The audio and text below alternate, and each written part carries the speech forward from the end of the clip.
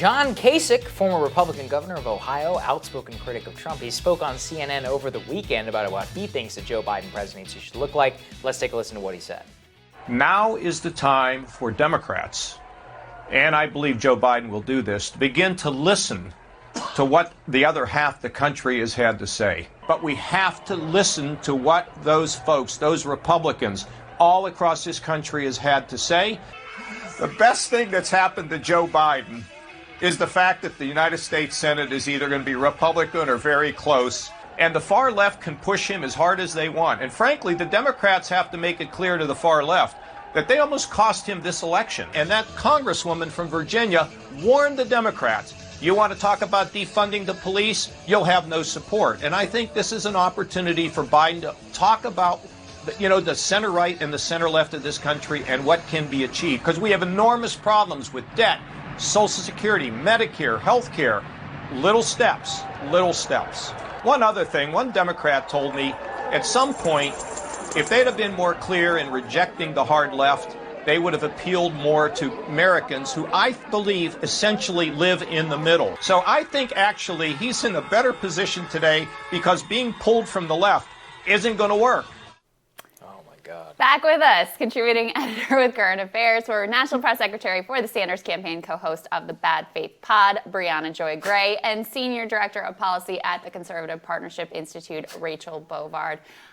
Rachel, I can understand why, given the way that John Kasich delivered Ohio for the Biden campaign and his own dramatic overperformance in the Republican primary last time around, you can see how he really has the finger on the pulse, and they should be listening to every word that this man has to say. John Kasich is like that, annoying reply guy bot account on Twitter that just won't stop and is disconnected from reality in every possible way. I don't know who's listening to this guy, because obviously, to your point, he couldn't even deliver Ohio for Biden, and Republicans don't want him. I literally don't know any Republican that cares or listens to John Kasich. So what is he doing around here? Yeah, and yet, Brianna, he seems to be a new sage within the Democrat. I just looked it up. Trump outperformed Kasich by 6 points in the state of Ohio. So, I think Trump probably has a little bit better of an idea of what's happening there. But look, we can't deny it. He is a powerful figure in the Democratic Party right now, whether we like it or not. What's your take on that? Look, he told on himself even in that clip, right? He says there are enormous problems with health care. Millions of Americans have lost their employer-based health care. There's an eviction crisis, et cetera. And then he says, how do we respond? Little steps. Yes. Little steps. The little steps that he's talking about are perhaps the steps of him being out of touch with the average Americans. It's really unconscionable that Democrats would lift him up at this moment, especially as he's part of the phalanx that's attacking the very progressives that pulled Joe Biden over the finish line. There's all of this criticism of defund the police, for instance, when there's evidence that voter registration was bottoming out before the Black Lives Matter activists started rallying people to the cause and registering people in the wake of the George Floyd protests.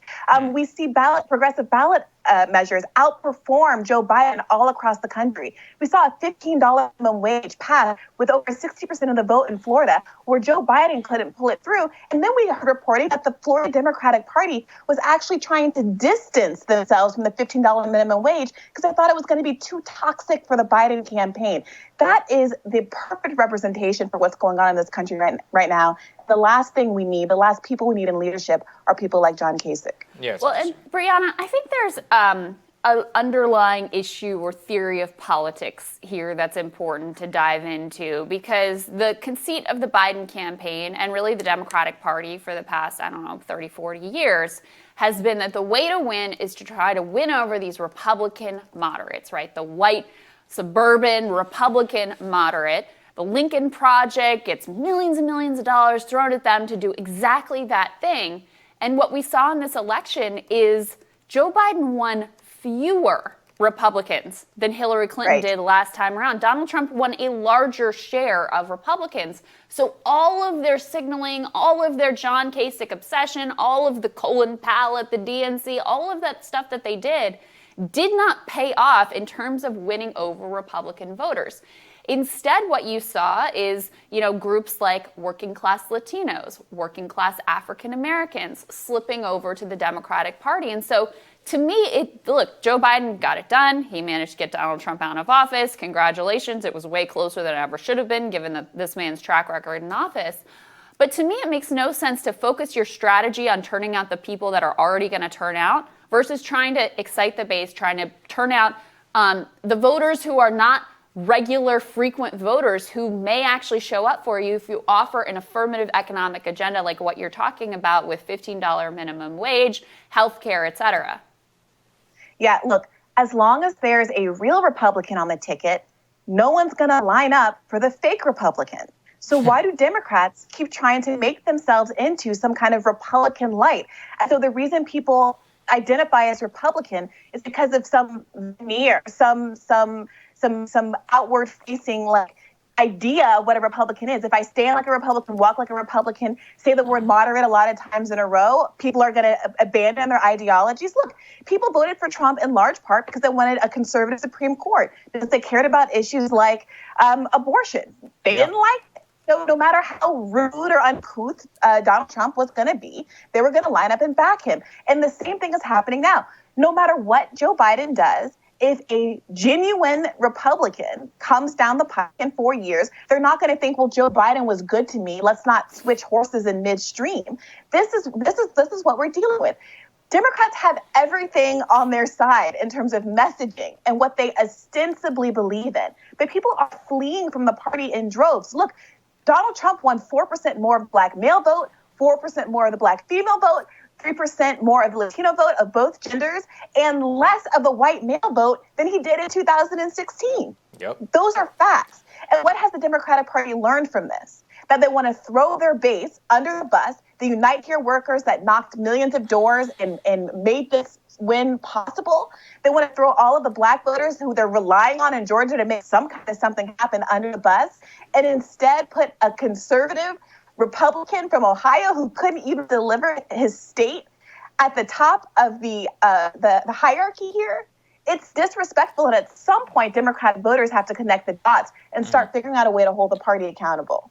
Rachel, I want to get you in here with the big question, because I agree with you that we all hate John Kasich as an individual, but there are a lot of Republicans who would like to win back the type of voters that John Kasich does appeal to. They would say, and I actually saw Mitch McConnell, the very first thing he said in reaction to the election was, no question we got to do better with suburban women and with white college-educated voters. And my response would be, I think those people are gone. I think they're Democrats now. They've basically been indoctrinated by the university system. And the only real way that you can go forward is to try and win more working class voters. How do you think that Republican dynamics are going to work this way throughout the Biden administration?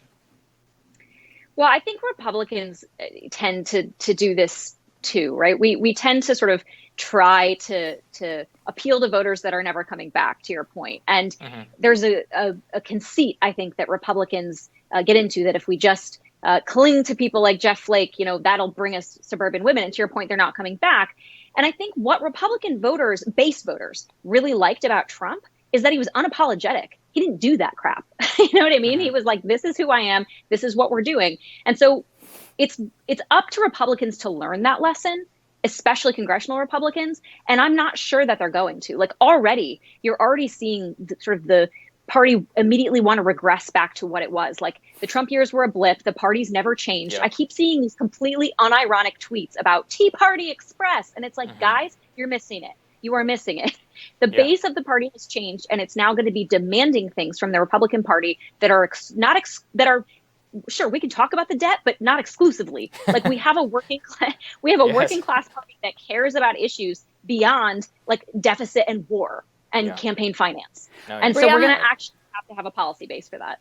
Brianna, the last thing I wanted to ask you is, I am old enough to remember back in the Democratic primary, we were told, like, you can't nominate Bernie Sanders because you'll lose Florida. Oh my God, they're going to say he's a socialist and Cubans aren't going to vote for you. Well, guess what? Some of us made the case they're going to call you a socialist no matter what. In fact, that's exactly what happened, even though they nominated Joe Biden, who is decidedly not a socialist. And it landed. That critique seems to have landed in the Cuban community, in spite of the fact that you've got the guy at the top of the ticket who's the moderate centrist corporatist, et cetera, et cetera.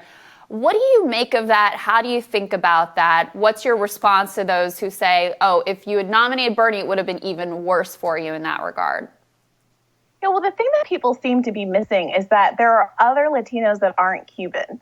And to the extent that we are speaking in these kind of, generally kind of reductive terms, the reality is that, there are a lot of other groups in Florida and importantly across the country in some of these states that came down to real nail biters that were heavily Latino, right? States like Nevada that Bernie Sanders did extremely well in, earning more than 70% of the Latino vote, right? So if this was an electability case, and I think that a lot of members of the mainstream media owe the public an apology and should be eating a lot of crow right now about the extent to which they failed to properly articulate the extent to which Bernie Sanders' strength with Latino was a huge electability factor. Bernie actually would have done better, if not in Florida, then in a lot of these other states, potentially even Texas, where the composition of the Latino community there is a lot more diverse and a lot less conservative.